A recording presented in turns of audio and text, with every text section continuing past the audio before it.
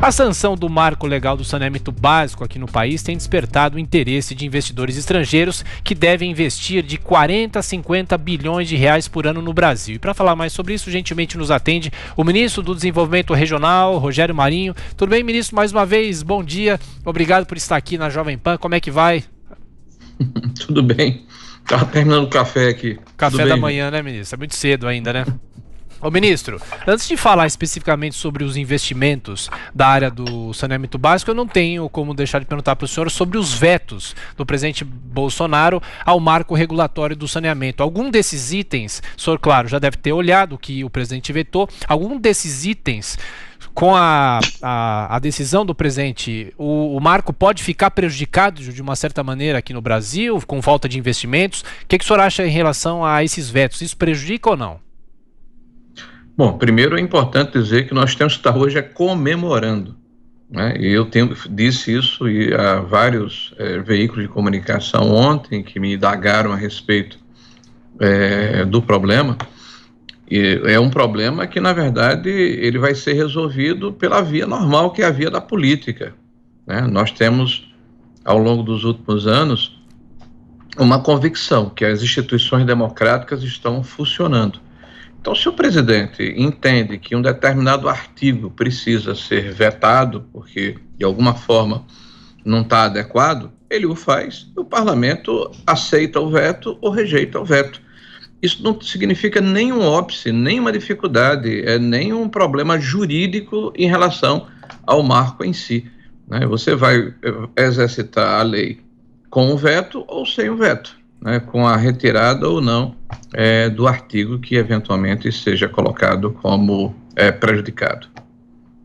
Agora, ministro, em relação aos próprios investimentos, a partir de que momento esse setor vai começar a sentir já o investimento, não só de empresas privadas aqui do Brasil, mas também do investimento estrangeiro, apesar de estarmos numa pandemia em que todas as decisões praticamente ficam adiadas, né, ministro? Olha, isso é um assunto que certamente deve merecer a atenção de toda a sociedade brasileira, porque ela ganhou extraordinariamente ontem, né? Nós precisamos comemorar muito, como eu disse.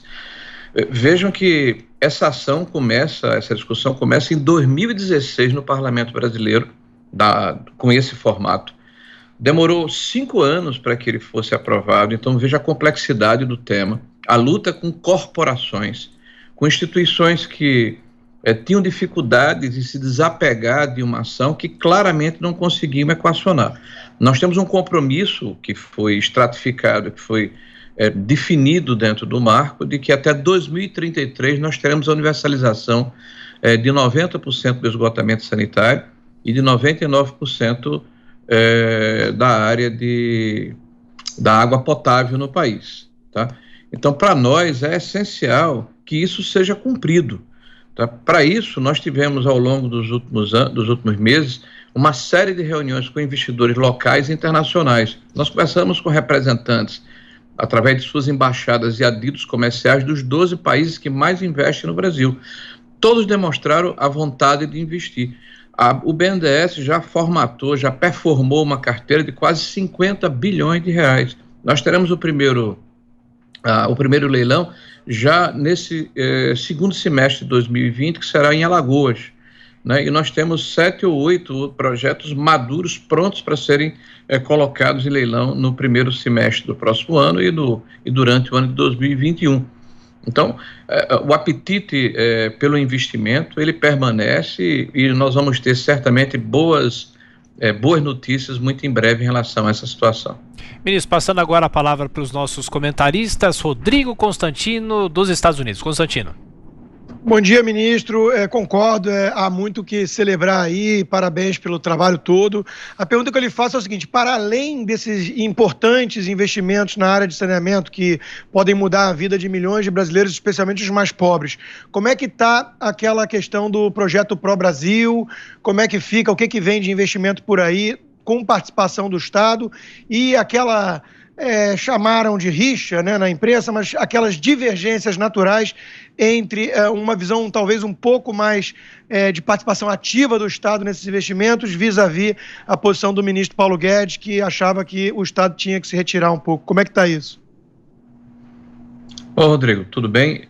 Para começar, eu acho que é importante que as pessoas tenham uma percepção de que o governo, como qualquer instituição, ela pode ter divergências naturais entre os seus participantes. Isso é saudável, né? Nós não temos aqui uma reunião de derviches onde todo mundo fica balançando a cabeça. Então, as discussões, elas acontecem, né, como em qualquer instituição. Agora, a posição que vai ser colocada vai ser a posição do governo. E a posição do governo está alinhada com o que eu penso, com o que o ministro Paulo Guedes pensa, que o ministro Braga Neto, que conduz o processo, pensa, e os demais ministros, né? Nós estamos elaborando uma série de ações que serão divulgadas provavelmente esse mês ou no princípio do próximo mês, né, à sociedade brasileira, que passam basicamente pela atração do capital privado, pelo estabelecimento de um ambiente negocial que vai permitir que essa liquidez que existe no mundo possa ser canalizada para o nosso país, né, para a desburocratização e simplificação de marcos regulatórios, pela customização e modernização dos instrumentos que nós detemos para impulsionar o desenvolvimento. E é evidente que o Estado brasileiro, junto com a iniciativa privada, se associa a exemplo que faz no saneamento básico para cumprir o seu objetivo primário, que é gerar o desenvolvimento, o emprego e ajudar nessa retomada da economia.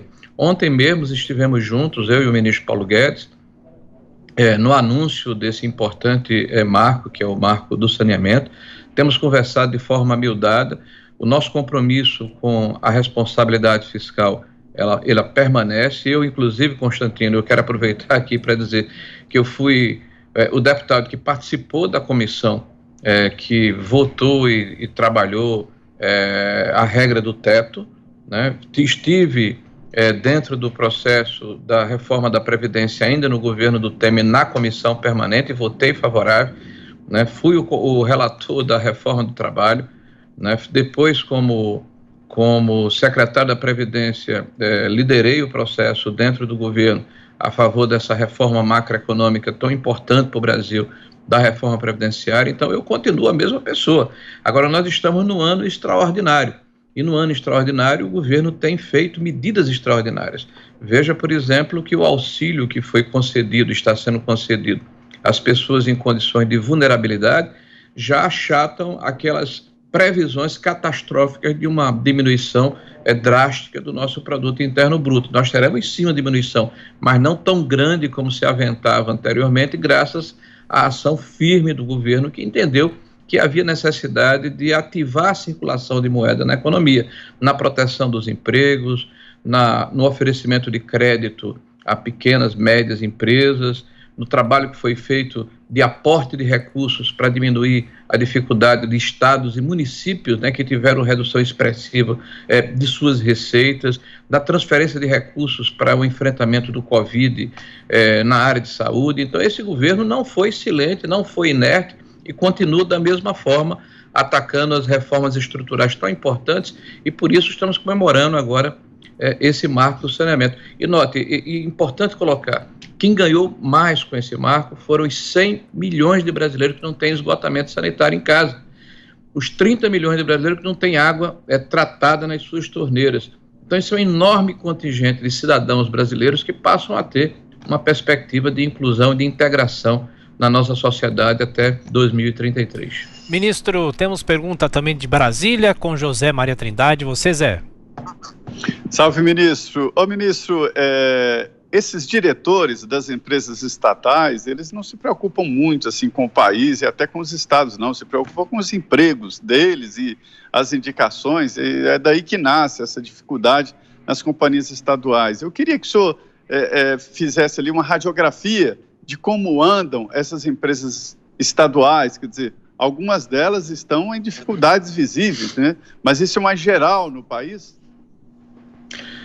Olha, nós temos hoje uma situação que certamente o marco vai impulsionar no sentido da resolutividade, né? Nós temos um desperdício entre a captação da água e a entrega da água tratada ao consumidor final que beira 40%. Eu estive recentemente no Amapá, né, e lá presenciei inclusive toda a elaboração do termo de compromisso feito entre os 16 municípios do estado e o envio da lei para a Assembleia Legislativa, para o estabelecimento do consórcio, lá é 70% o desperdício entre a captação e a entrega da água ao consumidor final. E com um paradoxo, apesar do Amazonas ser uma região, a Amazônia ser uma região onde há, eu diria assim, a maior quantidade de água doce do mundo, não apenas do Brasil, a água tratada lá praticamente inexiste para as populações ribeirinhas e para a população das cidades de menor porte. No caso do Amapá, 7,5%, se não estou enganado, da população tem água tratada. Então, é evidente que o Estado brasileiro como um todo não conseguiu resolver o desafio da universalização. O marco vai permitir que nós tenhamos um apoio, um reforço extraordinário que é a iniciativa privada. As pessoas falam, por exemplo, que é uma possibilidade de aumento de tarifa. Veja, apenas com a eficiência do serviço, com a redução do desperdício, eu estou falando de 40% de desperdício, é possível que o investidor remunere o seu investimento sem a necessidade de aumentar a tarifa final ao consumidor. Nós temos hoje uma média em que as empresas privadas cobram, no Brasil, 3% a 4% menos do que as empresas estaduais. Essa celeuma do veto sobre o artigo 16 trata muito desse aspecto, né? Os contratos de programa que já existem entre as companhias estaduais e os municípios serão respeitados, agora precisam ser adequados a esses novos marcos temporais de universalização até 2033.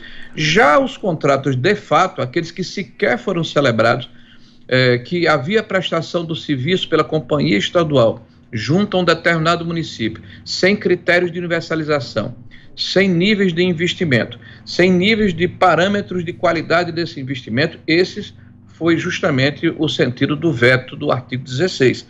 Nós queremos repactuar onde não havia pacto anteriormente, para que os municípios sentem com as suas respectivas companhias estaduais e definam de que forma a universalização vai ser atingida ao longo dos próximos 12 ou 13 anos. Esse é o sentido.